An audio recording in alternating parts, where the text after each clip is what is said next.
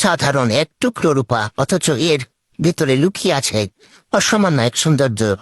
আজ আমি আপনাদের দেখাবো কিভাবে এই রূপার তার থেকে একটি স্বপ্নের আংটি তৈরি হয়। একজন কারিগরের কাছে এটি কেবল কাজ নয়, এটি হলো ধৈর্যের পরীক্ষা আর নিপুণ হাতের নিখুঁত ছোঁয়া। প্রতিটি ভাঁজে আর প্রতিটি কোণে যখন ধীরে ধীরে স্পষ্ট হয়ে ওঠে, তখন এক অদ্ভুত প্রশান্তি কাজ করে।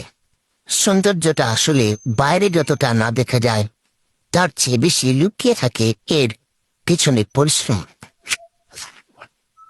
অবশেষে তৈরি হলো সেই কাঙ্ক্ষিত আংটি, এক টুকরো অভিজাত্য যা আপনি সবসময় নিজের সাথে রাখতে পারবেন।